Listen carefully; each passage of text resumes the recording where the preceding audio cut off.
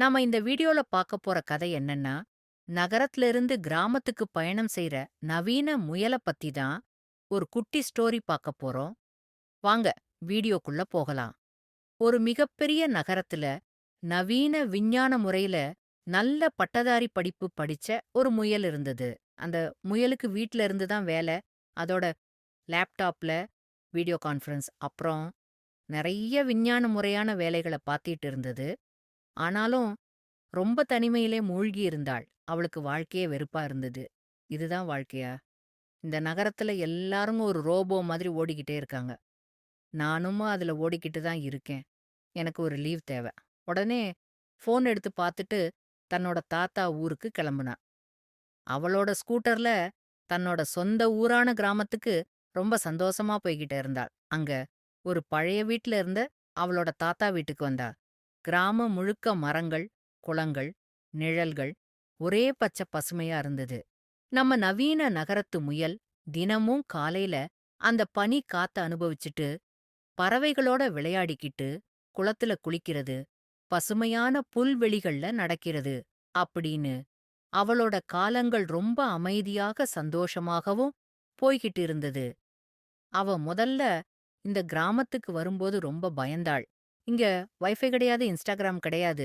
நம்ம என்ன பண்ண போறோம்? ஆனா, இப்பதான் அவளோட மனசும், உடம்பும் ரொம்ப அமைதியா இருந்தது. அவ அப்போ யோசிச்சா, நான் இதுவரை வாழ்ந்தது உண்மையான வாழ்க்கையா இல்ல எந்திரமா? திடீர்னு ஒரு நாள் கிராமத்துல தீ விபத்து ஏற்பட்டது. அப்போ எல்லாரும் ஒன்னா சேர்ந்து இந்த தீய அழைக்க உதவி பண்ணாங்க. அதுல நம்ம கதையோட நாயகி முயலும் கூட சேர்ந்து உதவி பண்ணாள்.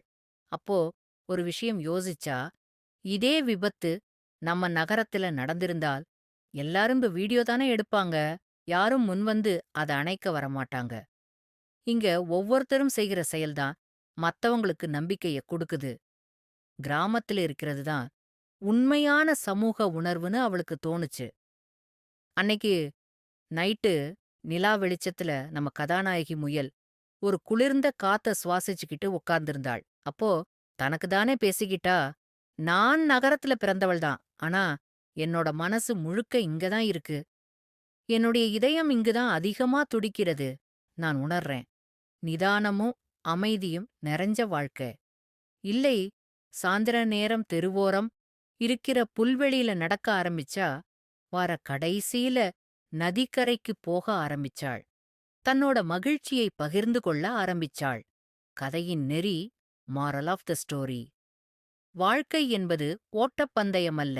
உணர்வோடும், அமைதியோடும், நம்பிக்கையோடும் பயணிக்க வேண்டிய ஓர் அழகான பாதை. சிறு விடுமுறை பெரும் விழிப்புணர்வு தரும். இயந்திர வாழ்க்கைக்கு இடையில் ஒரு இயற்கை தடம் தேடி செல்லுங்கள். அங்கேதான் உங்களின் உண்மையான நான் ஒளிந்திருக்கிறான்.